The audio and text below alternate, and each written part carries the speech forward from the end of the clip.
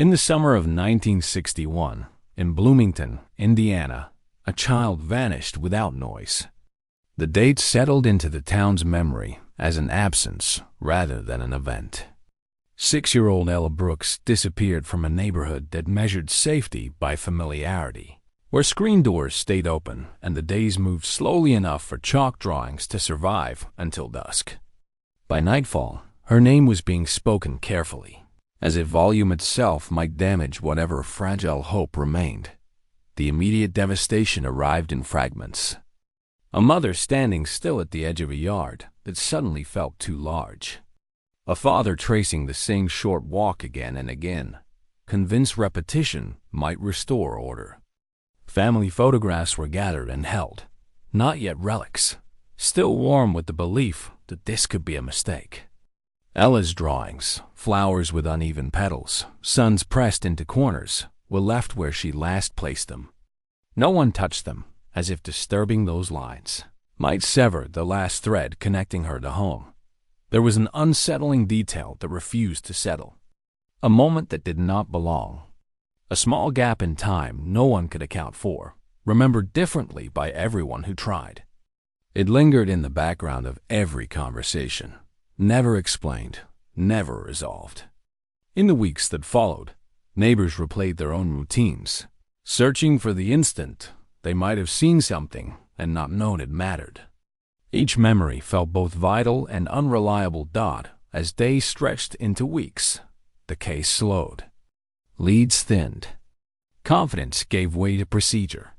Bloomington returned to its rhythms, but the Brooks household did not.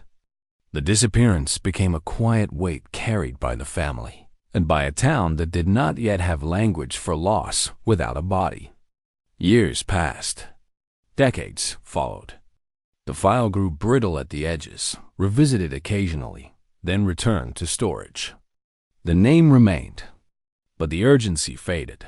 What no one knew then was that something overlooked, something present from the beginning, would resurface years later and fracture the silence the case had settled into. It would force a reckoning not only with what happened to Ella Brooks, but with the way time can hide truth in plain sight. Ella had been a bright, affectionate child, known for the way she spoke to flowers as if they could hear her. She filled quiet afternoons with chalk and imagination, mapping entire worlds across the concrete. Her laughter carried easily, a sound that belonged outdoors. In a town shaped by routine, she was small but unmistakable, a presence that made ordinary spaces feel alive. On the day she disappeared, there was no storm, no warning. The world did not announce that it was about to change. That was part of what made the loss so disorienting. One moment, Ella's life was unfolding in the simple forward motion of childhood. The next, it was suspended, unresolved, leaving behind a silence that would deepen with time. The family would learn that absence has its own geography. It fills rooms. It reshapes conversations. It turns calendars into reminders of what did not happen. Birthdays came and went without celebration. School years advanced without milestones. Each passing season added distance without offering relief. The question of where Ella was did not fade. It hardened. For the town, the case became something spoken about less often, than mostly in past tense. New families moved in. Streets were repaved. Trees grew tall enough to cast shadows where children once played. But for those who remembered, the disappearance remained unfinished, a story without an ending. Investigators at the time worked with what they had. Records were kept on paper. Tips arrived by phone or in person, filtered through memory and fear. Every step forward seemed to open into uncertainty. When nothing definitive emerged, the case slipped into the category reserved for unresolved losses. Cold, but never closed. What endured was the sense that the truth had not gone far, that it had stayed close, waiting. Years later, when a single overlooked detail would be examined again, it would reopen wounds thought long scarred over. It would challenge assumptions and force a re-examination of a summer day that had been misunderstood from the start. Ella Brooks did not know that the moments she lived would be counted so carefully. She did not know that her drawings would become artifacts, that her absence would shape lives, that her name would be spoken decades later by people who never met her. She only knew the small, immediate world of a child flowers, chalk, light on pavement, and the quiet confidence that home was nearby. Where are you watching from tonight? And what time is it there? Before the disappearance, life in Bloomington moved with a predictable calm. Mornings began early, shaped by factory whistles in the distance and the low hum of radios tuned to local stations. Streets were familiar enough that directions were unnecessary. Children walked short distances alone, their paths memorized by parents who watched from windows until they were out of sight, trusting the space between. Ella Brooks lived inside that trust. Her world was small, but full. The Brooks home sat on a quiet street where neighbors recognized one another by footsteps and screen doors. Inside, the house carried the soft disorder of a young family, crayons collected in mismatched jars, paper folded and unfolded, the faint smell of soap and summer air. Ella's drawings were everywhere. They appeared on refrigerator doors, tucked into books, slipped beneath couch cushions, and rediscovered days later. Flowers dominated her work, each one different, each imperfect in a way that felt intentional. She was a first-grade student, still learning the weight of words, still discovering that letters could become stories. School was both exciting and intimidating. She liked the structure of it, the neat rows, the rhythm of the day, but she was easily distracted by windows and sounds outside. Teachers described her as gentle, attentive in short bursts, quick to smile when spoken to directly. She did not demand attention, but she held it when it found her. At home, Ella spoke often, but quietly. She narrated her thoughts as she moved through rooms, explaining her decisions to no one in particular. Her parents learned to listen without interrupting, understanding that these small monologues were how she made sense of things. She asked questions that did not always have answers. Why flowers grew where they did? Why some days felt longer than others? Why adults looked tired even when they smiled? There were contradictions in her nature. She was affectionate but cautious, curious but easily overwhelmed. She loved being outside but stayed close to home. The sidewalk in front of the house became her canvas, a place where she could create and erase without consequence. Chalk dust collected on her fingers and knees, evidence of afternoons spent kneeling on warm concrete. She treated each drawing as temporary, never distressed when rain or footsteps erased her work. The family moved through routines without thinking of them as fragile. Meals were simple. Evenings settled early. There was comfort in repetition. Ella's parents marked time by small milestones, new words learned, shoes outgrown, drawings growing more detailed. They believed, without articulating it, that these moments would continue to accumulate. There were private struggles, though they remained unspoken. Financial concerns hovered at the edges of adult conversations, lowered voices after Ella was asleep. The world beyond Bloomington felt distant but present, arriving through newspapers and radio broadcasts. Ella absorbed fragments of it without understanding context, sensing tension without knowing its source. She responded by retreating into imagination, populating her drawings with suns and fields that had no boundaries. Neighbors remembered her as polite, observant. She waved, but did not linger. She preferred watching to participating, storing details away. Some later said she seemed older than her years. Others remembered her as simply a child, moving through days without urgency. Both were true. Childhood, for Ella, was a balance between wonder and quiet self-containment. The street itself felt safe because it had always been safe. Familiarity substituted for vigilance. Adults trusted patterns more than instincts. Children learned where they were allowed to go and where they were not, and those invisible borders were rarely tested. Ella understood them intuitively. She stayed close. She returned when called. She believed that home was permanent. Photographs from that time captured moments that seemed ordinary then. Ella standing slightly apart from others, hands folded, eyes focused on something just outside the frame. Her expressions were thoughtful, as if she were listening to something internal. Those images would later be examined closely, every detail scrutinized for meaning that was never intended. In the days before she disappeared, nothing outwardly changed. There were no dramatic arguments, no sudden shifts in behavior. The routine held. Ella continued to draw. She continued to attend school. She continued to speak to flowers and trace shapes on sidewalks. If there were fears, they remained internal, unexpressed. If there were thoughts left unfinished, they stayed that way. What the family would later remember were the smallest things. A misplaced shoe, a drawing not yet hung, a sentence interrupted and never completed.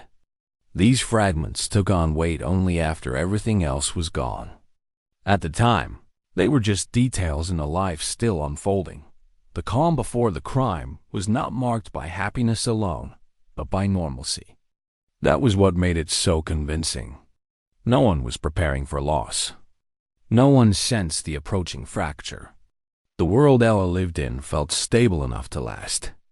And that belief shaped every decision made without hesitation. When the rupture came, it would not feel like a dramatic intrusion, but like a sudden realization that something essential was missing. The routines that once provided comfort would become reminders. The spaces that once held laughter would hold silence instead.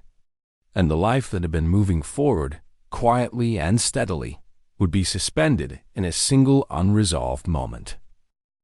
The final days before Ella Brooks disappeared unfolded without ceremony. They passed the way most days did, leaving little behind that seemed remarkable at the time. The weather was steady, the kind that blended one afternoon into the next. Bloomington moved through its routines, unaware that one small life was nearing a sudden halt. At school, Ella remained quiet and observant. She followed instructions, though her attention drifted easily. Teachers later recalled nothing unusual, only the familiar pattern of a child still learning how to exist within structure. She sat with her hands folded, eyes tracking movement near the windows. When asked questions, she answered softly, sometimes after a pause, as if checking her words before releasing them. There was no sign of distress that anyone could point to with certainty. At home, her behavior was unchanged. She returned to her chalk drawings, tracing flowers and looping shapes that had no clear beginning or end. She spoke to herself as she worked, her voice low and rhythmic. These were not conversations meant to be overheard. They were expressions of thought, fragments of imagination finding form. Her parents noticed, but did not interrupt. It was simply part of who she was.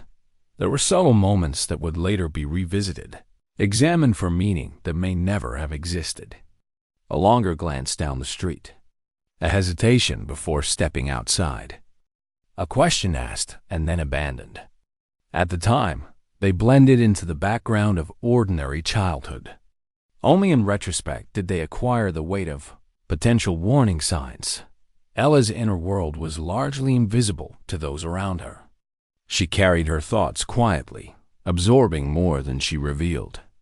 There were things she worried about that she did not name, small anxieties that surfaced in fleeting ways. A sudden stillness, a habit of clutching chalk tighter than necessary, a tendency to linger near doorways before crossing thresholds. These were not alarms. They were subtle, easily dismissed. The days moved forward. Meals were eaten. Bedtimes arrived and passed. Each night, Ella was tucked in, the room settling into darkness as familiar sounds of the house continued around her. She slept with her drawings nearby, papers stacked unevenly on a small table. In the morning, she woke as she always did, unaware that her time was narrowing. On the last day she was seen, nothing marked it as different. There was no argument, no sudden change in plans. The routines held. That, too, would become significant. The absence of disruption made the disappearance harder to understand. There was no clear point at which to anchor fear. As the afternoon progressed, Ella moved between inside and outside, occupying the spaces she knew best. The sidewalk remained her preferred place, the chalk once again pressed into concrete. Neighbors passed without noticing anything out of the ordinary. She was a familiar sight, small and absorbed, part of the landscape. If there was unease, it remained internal. Ella did not cry out. She did not run. Whatever thoughts passed through her mind stayed there. The world around her did not register danger. The sense of safety that defined the neighborhood persisted, unchallenged. When she failed to return at the expected time, the first response was mild concern. A delay, perhaps. A child distracted by play. Minutes passed without alarm. It was only when those minutes accumulated that worry began to take shape. Even then, it felt premature, almost inappropriate, to imagine something truly wrong. The shift from calm to unease was gradual. It did not arrive as panic, but as confusion. The routines that had always resolved themselves did not. Calling her name produced no answer. Checking familiar spots yielded nothing. The world felt slightly off, as if something had been misplaced rather than lost. In the hours that followed, memory would begin its work. Every interaction from the past few days would be replayed. Words would be scrutinized. Silences would be interrogated. The absence of clear warning would become its own source of distress. There was nothing to point to, no obvious mistake to correct. Ella Brooks had moved through her final days without knowing they were final. She carried her private thoughts, her small hopes, her unspoken fears, unaware that they would remain unfinished.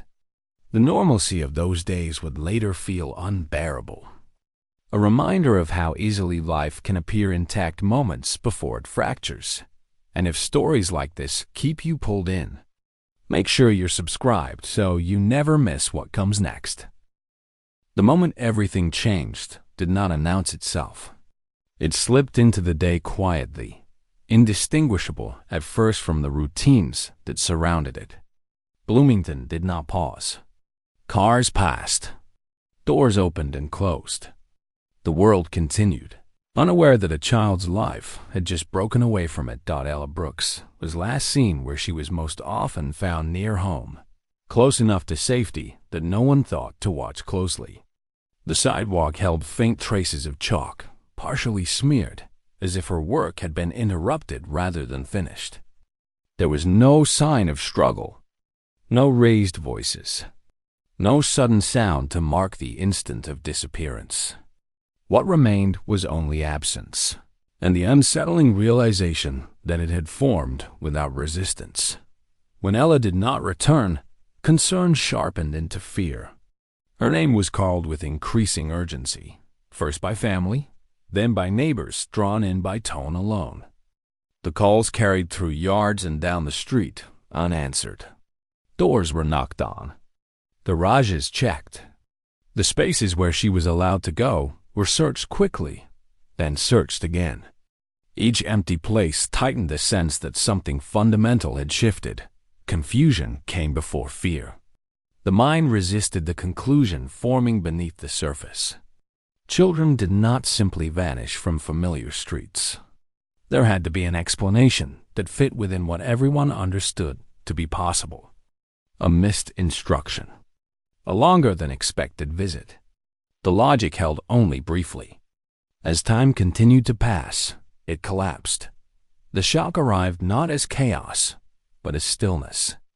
The realization that there was no immediate answer created a hollow quiet. Movement became mechanical. Voices lowered. People looked at one another, waiting for someone else to know what to do next. The absence of direction was disorienting. Normal cues failed. Law enforcement was notified as the weight of the situation became undeniable. The response was swift by the standards of the time, but measured.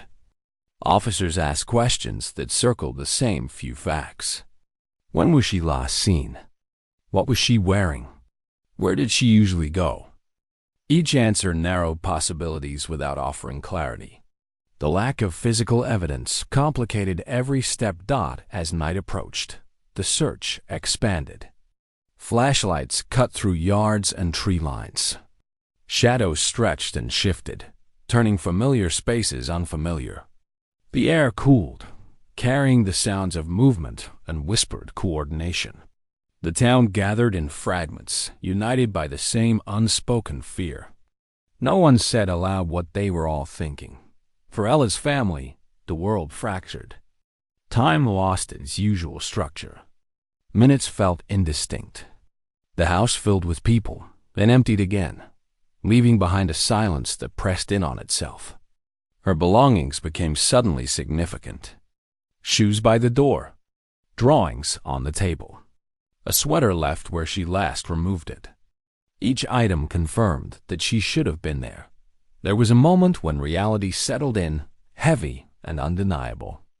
The understanding that something had happened that could not be easily undone.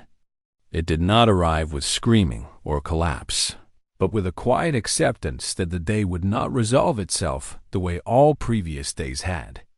That acceptance was more terrifying than panic. The fear was not immediate violence, but uncertainty. Not knowing where Ella was meant, not knowing what she was experiencing. The mind filled the gap with possibilities it could not bear to complete. The helplessness lay in that space, where imagination outran evidence and offered no relief. As hours turned into days, the initial shock gave way to endurance. The family repeated details to different people, the story of the disappearance becoming rehearsed, stripped of emotion through repetition. Each retelling felt like a small erasure, a step further from the moment Ella had last been known. The community searched, then searched again. Fields were walked. Roads were checked. Creeks were scanned. Nothing emerged to anchor hope or despair. The absence of answers stretched on, transforming the event into something uncontained, a rupture that could not be sealed. What remained was a void where a child's life should have continued. The moment of disappearance did not feel complete because there was no definitive end. There was only interruption. A life paused without explanation. A question left open. In the days that followed, the search would become more structured, more procedural. But in that first rupture, before systems took over, there was only the raw experience of loss unfolding in real time. The collapse of normalcy was total, even as the world around it appeared unchanged. The investigation began with urgency shaped by limitation. In 1961, procedure relied heavily on proximity, memory, and trust in routine. Officers canvassed the neighborhood methodically, moving door to door, asking the same questions in slightly different ways. Each response was written down, compared, then set aside when it failed to produce direction. The process was careful, but constrained by what could be verified. Search efforts expanded outward from the Brooks home in widening circles. Fields were walked in lines, volunteers spaced evenly apart, eyes trained on the ground and the brush beyond. Ditches were checked, outbuildings unlocked. Every place a child could wander was examined first, then re-examined when nothing was found.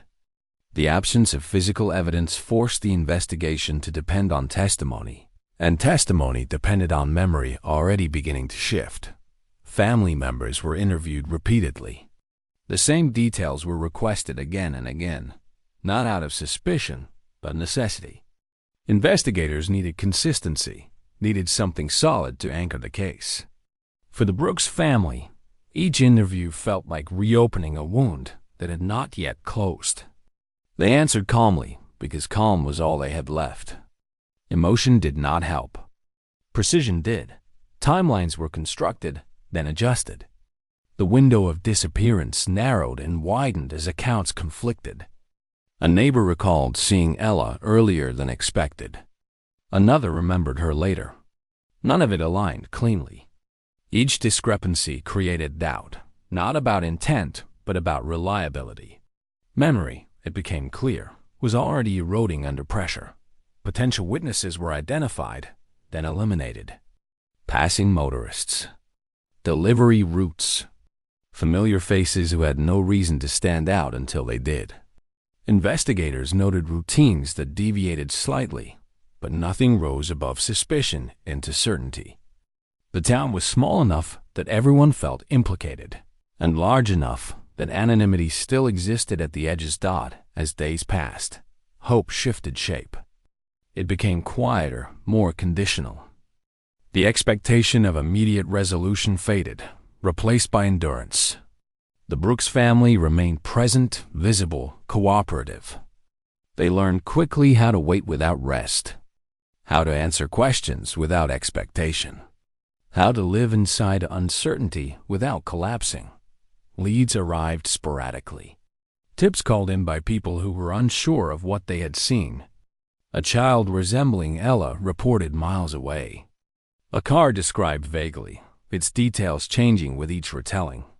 Investigators followed each one, because not following felt worse than the alternative. Each lead ended the same way with nothing. The procedural escalation was steady. State resources were consulted. Files were expanded.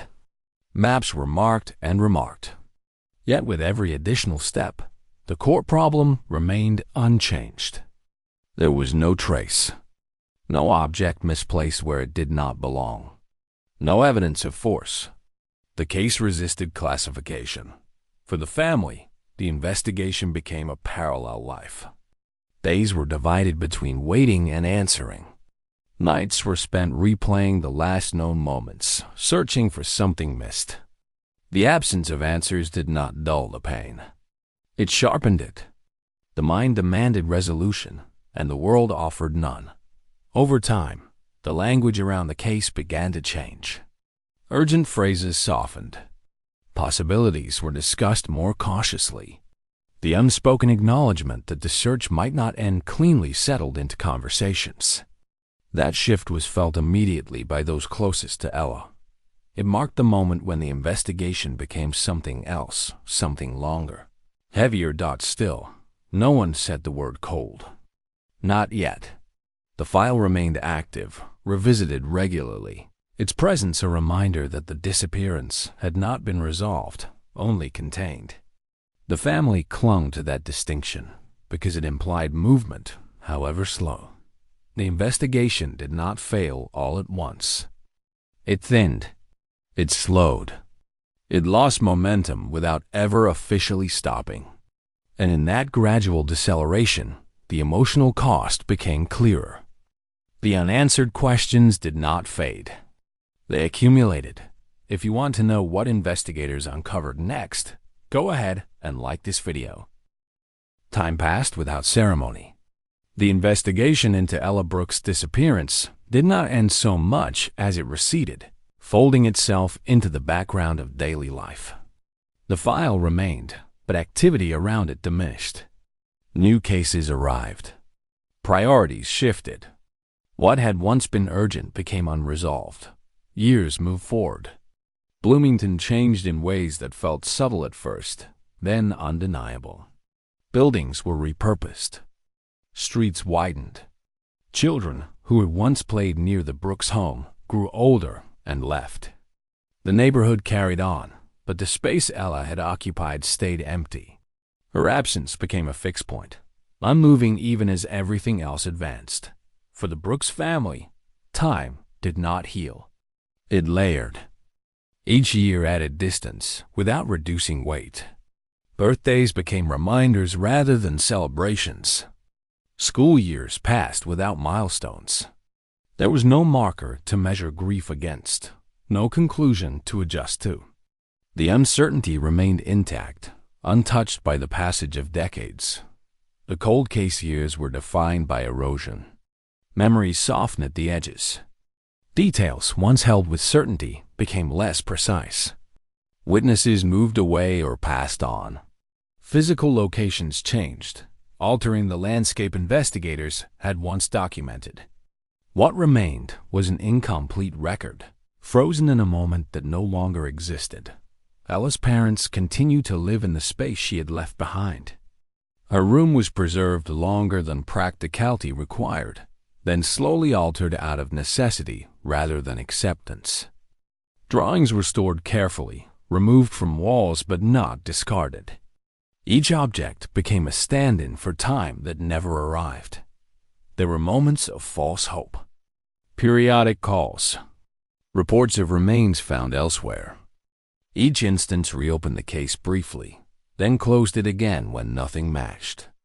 The emotional impact of these moments was cumulative. Hope, when raised and lowered repeatedly, did not strengthen. It wore down. The community remembered, but differently. New families knew the story only in fragments, if at all. Older residents spoke of it in hushed tones, careful not to speculate.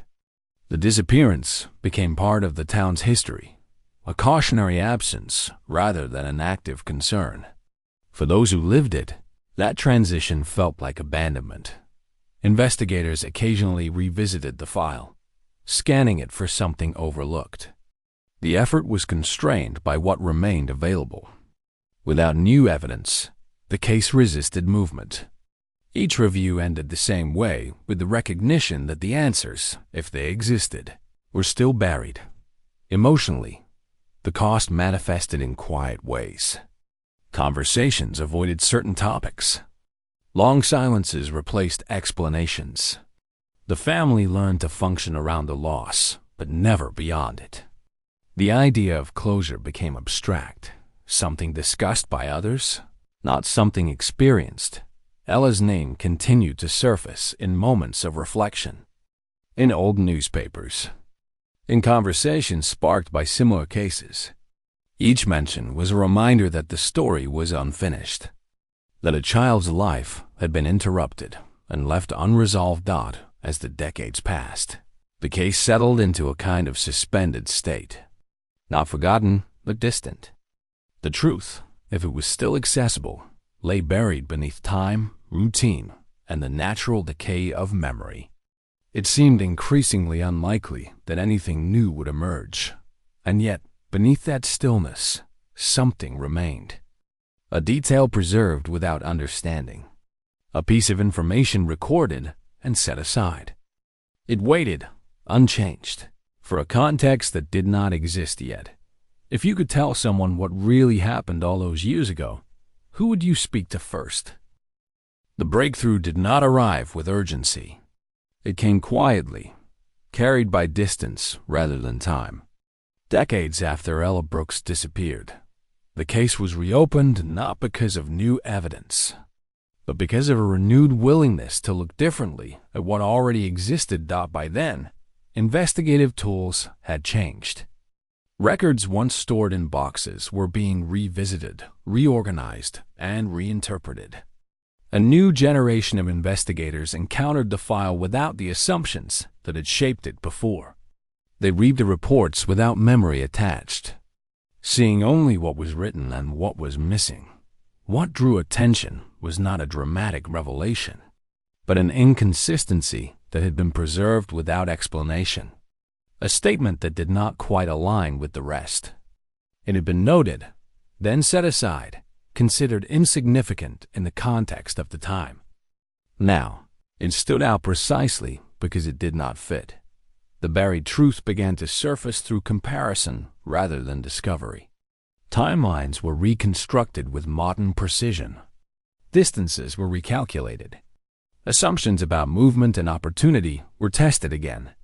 The process was slow, deliberate, and methodical. Each adjustment clarified something small, then something larger. A new voice entered the narrative, not as a witness, but as an analyst. Someone removed enough from the original investigation to question its foundational beliefs. The focus shifted from where Ella might have gone to how she might have been taken. The distinction changed everything.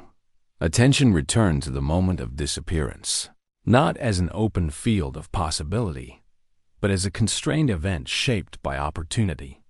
The lack of struggle, once interpreted as innocence or safety, was re-examined. It suggested familiarity, proximity, a scenario in which fear did not arrive. Immediately, records revealed that a routine presence had gone largely unquestioned.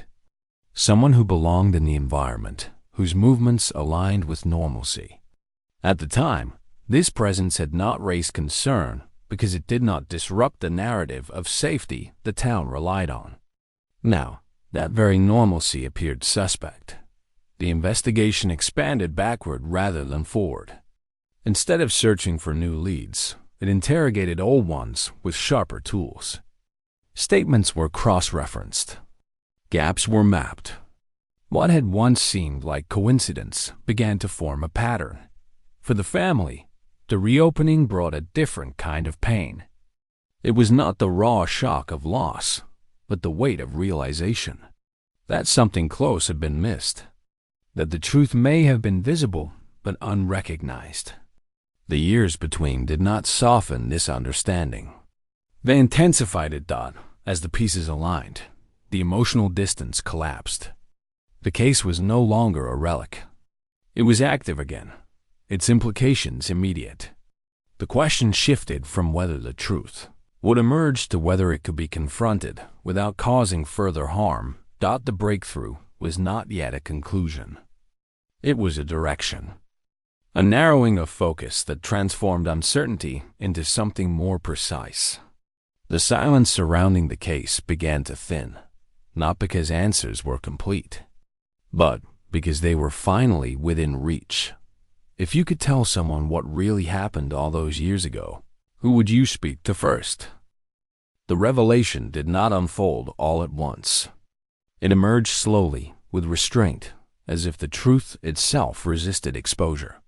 Each new understanding carried consequences that reached backward through time, altering the meaning of what had already been known. Investigators began to see the disappearance not as an event that scattered outward, but as one that collapsed inward. The focus narrowed to a small window of time and space where normality had provided cover. The absence of chaos was no longer comforting. It was explanatory. The overlooked presence identified during the renewed review was not a stranger passing through, but someone woven into the fabric of the neighborhood. Their movements had been predictable, their role accepted. That familiarity had functioned as camouflage. It allowed proximity without suspicion, access without alarm. Re-examined statements revealed how easily routine can disguise intent. The language used by witnesses, once read as reassurance, now suggested assumption. People had seen what they expected to see, and nothing more. The mind filled in gaps with trust. As the theory solidified, the emotional consequences became unavoidable. The idea that Ella may have followed someone she recognized without fear reframed the moment of disappearance. It replaced images of sudden terror with something more disturbing: confusion before fear, trust before realization. The understanding that danger did not announce itself deepened the weight of loss. For the family, this reframing was devastating. It introduced a new layer of grief, one shaped by proximity. The thought that Ella's final moments may have begun calmly, without awareness of what was coming, settled heavily. It challenged the mind's defenses, offering no comfort. The investigation uncovered patterns that had not been visible before. Similarities between schedules, overlapping routines, opportunities that had been dismissed because they appeared ordinary. The case was no longer defined by what was missing, but by what had been overlooked. Evidence, while still circumstantial, formed a coherent narrative. The lack of physical proof remained a barrier, but the logical structure was undeniable. Each element supported the next, creating a sequence that explained the silence, the absence, and the failure of early searches. Emotionally, the town confronted its own history. The belief in safety that had defined the neighborhood was re-examined. Trust, once unquestioned, was revealed as vulnerability. The realization did not produce panic, but reflection. A recognition that harm can exist quietly, unremarked. The truth, as it emerged, did not restore what had been lost. It did not return time or resolve absence. It clarified, but it also burdened. Understanding brought responsibility to acknowledge what had been missed. And why? As investigators prepared to move toward confrontation, the case reached a point of convergence. Emotion and logic aligned. The narrative that had remained fragmented for decades began to cohere. The weight of it pressed forward, demanding resolution. The final unraveling did not feel like revelation. It felt like inevitability. Once the pieces aligned, they could not be separated again. The case moved forward with a quiet momentum, driven not by discovery, but by confirmation. Investigators focused on the individual whose presence had been normalized by time and familiarity. Records placed them in proximity. Statements, once read as benign, now formed a consistent outline. The absence of alarm at the moment of disappearance no longer obscured suspicion. It clarified it. The emotional weight intensified as the implications became unavoidable. The understanding that Ella Brooks' disappearance had likely occurred without immediate fear, without resistance, reframed everything. The image of a child stepping willingly into proximity with harm carried a gravity that no dramatic account could replicate. Conversations with those connected to the suspect were measured and restrained. There was no urgency to dramatize what was already clear. The passage of time had stripped the process of theatrics. What remained was careful documentation and the slow accumulation of corroboration. The case confronted its final obstacle, the limits of proof. Decades had passed. Physical evidence had degraded or disappeared. Witnesses were no longer available. The truth existed within a structure of logic rather than a single definitive artifact. It was compelling, but constrained. For the family, this stage brought a convergence of emotions. Validation and grief intertwined. The knowledge that the disappearance was no longer an abstract mystery offered clarity, but not relief. The absence remained. The years lost could not be reclaimed. The town, too, felt the impact. The story it had told itself for decades was replaced by something more uncomfortable. Safety had not been violated by an outsider, but by familiarity. The realization required a recalibration of memory. As the investigation reached its conclusion, the narrative tightened. What had once been scattered became singular. The disappearance of Ella Brooks was no longer defined by uncertainty alone, but by a plausible, grounded account of what likely occurred. The final reports did not offer spectacle. They offered coherence. A sequence of events that explained the silence, the lack of evidence, and the enduring absence. It was not justice in the traditional sense, but it was resolution of understanding. The emotional peak did not arrive with closure, but with acceptance of limits. The truth, as complete as it could be, stood on its own. It did not erase loss. It contextualized it. The resolution of Ella Brooks' case did not arrive with finality. It settled instead, heavy and incomplete, shaped by what could be known and what could never be proven. The investigation concluded with a narrative that held together logically, emotionally, and historically, even as it acknowledged the absence of definitive evidence. The truth, as close as it could be reached, was accepted without ceremony. For the Brooks family, this understanding did not close the wound. It gave it edges. The years of uncertainty had been replaced by a clearer picture of what likely happened, but clarity did not equate to peace. The absence remained, now framed by knowledge rather than speculation. The loss was still present, still daily, still unresolved in the ways that matter most. Ella's life, brief as it was, took on a permanence that time could not erode. Her drawings, preserved carefully, became artifacts of a world that had ended too soon. Each uneven flower, each sun pressed into paper, carried the weight of possibility. They were not symbols. They were remnants of a child who existed fully, even briefly. The town of Bloomington absorbed the conclusion quietly. There were no public reckonings, no dramatic acknowledgments. Memory adjusted itself slowly, incorporating the new understanding into the old narrative. The disappearance was no longer an open question, but it remained a scar, a reminder of how easily trust can obscure harm. The investigation's end marked a shift rather than a conclusion. It redirected the story from mystery to memory. The focus returned to Ella herself, not as a case, but as a person. A 6-year-old who loved flowers and chalk. A child whose inner world was rich and private. A life interrupted before it could fully unfold. What remained was absence.